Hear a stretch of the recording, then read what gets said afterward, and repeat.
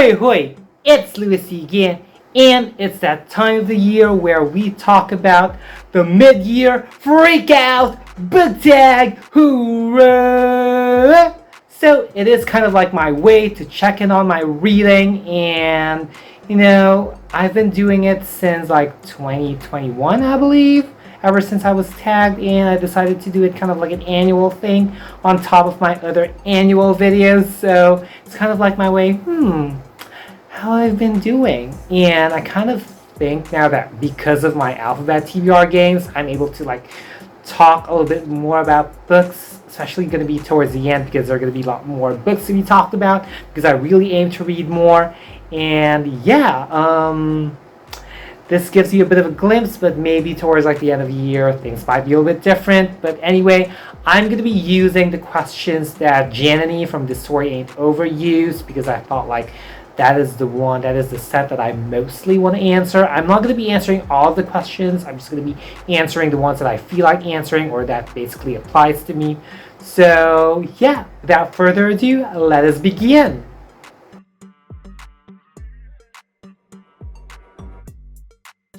So for this one, I just based on my like Goodreads ratings and like the exact scores, and based on what I found out, it happens to be The Last Fallen Star by Gracie Kim. Now so far this is like the highest rated on the books that I read in 2025, among the books that I read in 2025. Now I have a reading vlog of it. Just a bit of like a glimpse. This is like a Korean mythology inspired like middle grade preteen fantasy, and yes, I love how it does talk about like belonging and really wanting to know who you are or where you came from. And I have a reading vlog of it, of my reading experience, which shows how much I enjoy this one. This is like the first book that I read in 2025, and it's pretty much like somebody who sat the bar, y'all. It's at the bar, so.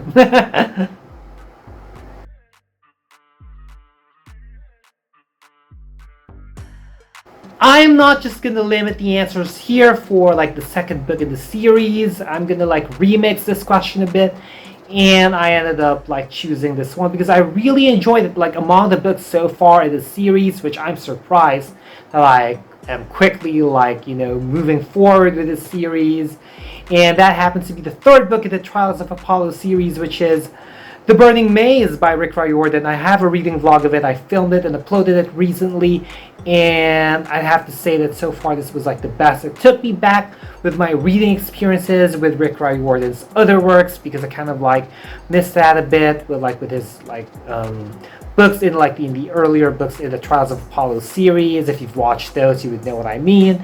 But this one, it took me back to those days where I really enjoyed Rick Riordan's writing, where I felt like that, like gentle touch, that like charismatic, writing, if that's a better way to like put it, you know what I mean?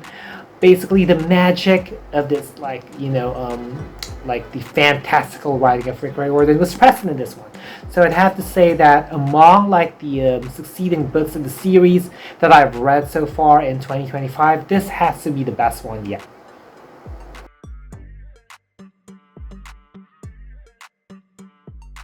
Now, whether I'm going to be reading these anytime soon, that's actually still to be determined. Now, for this first one that I'm going to be talking about, because I'm going to be talking about something that I don't own and something that I already own.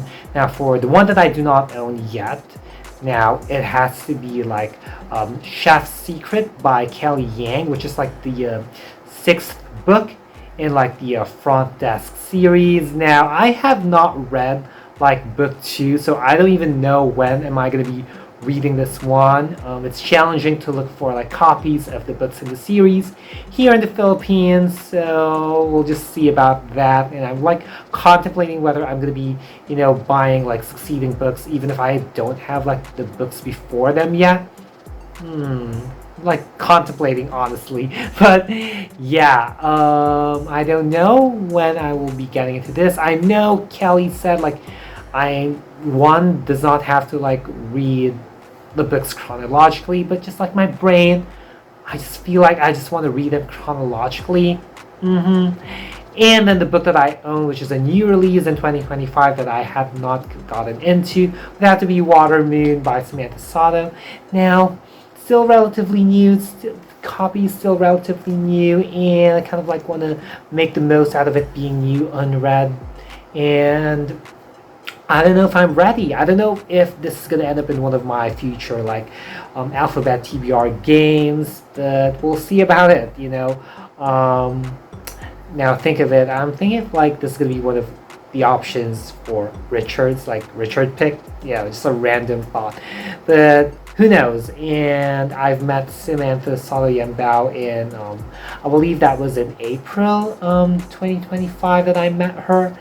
And I enjoyed my experience like meeting her, and hopefully she gets to write more books. I think she has another book coming up soon, so kudos to her, congratulations, she deserves all the success. Ooh, fanboying right over here. But yeah, this is another book that was released in 2025 that I haven't read yet.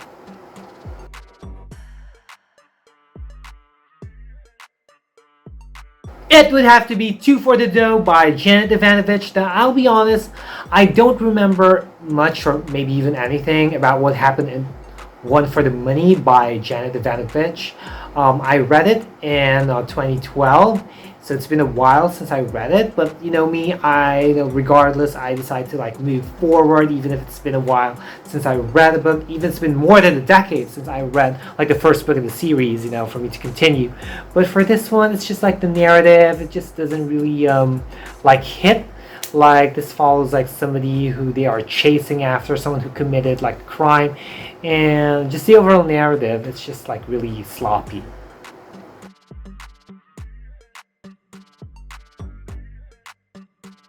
I was contemplating like which book really surprised me, because there were like a few books that surprised me. Like I didn't know that I was gonna be like liking them a lot. Like I didn't expect them to be enjoyable. Like I always expect like to have a good time, but there are times wherein I kind of like lower my expectations a bit, but I end up like, you know, loving. Now, okay, this is kind of like a last minute. I'm gonna go with two books anyway. So first one would have to be After by Anna Todd.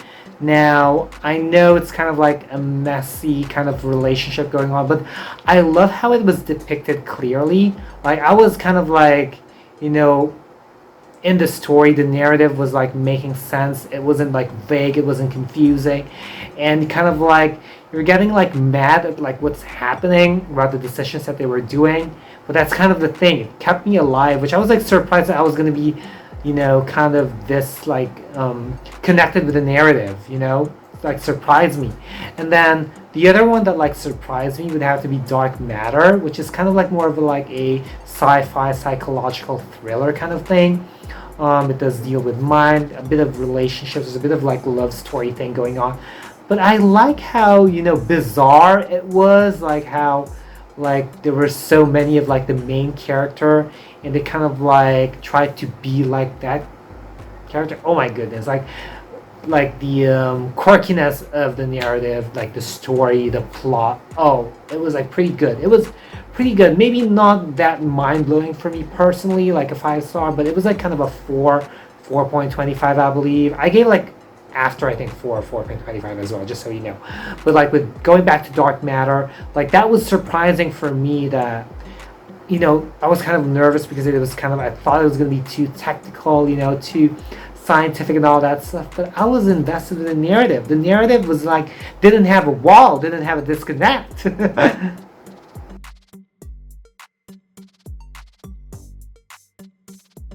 Well, there's no argument that that would be Gracie Kim.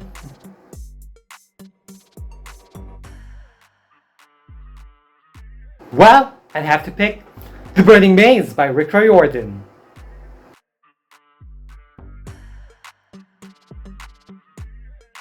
You know me, I am biased with like, you know, brown passing or anything that's kind of like within the shade of brown or anything that comes off as brownish for me. So I chose More Days at the Morisaki Bookshop by Satoshi Yagisawa. Now look at that. It's very like, it's kind of like brownish You know, it's kind of like brownish right over here, here. Like the hues is very brown. There's a cat. You know, I'm kind of like thinking about collecting books that like have cats on the cover. Like usually these are like Japanese translated to English works. So kind of like contemplating and thinking about collecting them aside from like middle grade preteen fantasy ones. But yeah, so I'm just like, you know, really eager and like, you know, and pretty much like owning this one. So yeah, it looks really wonderful. So I'm definitely happy that I own this one. Oh, keep on repeating myself, but it's just like, don't you think it just looks so lovely? It looks kind of chocolatey. Feel free to comment down below your answers to any of these questions, or maybe even all of these questions. So yeah, looking forward to read them. And if you've made it this far, leave an eggplant emoji. So I hope you folks liked this video. If you did, be sure to give it a thumbs up.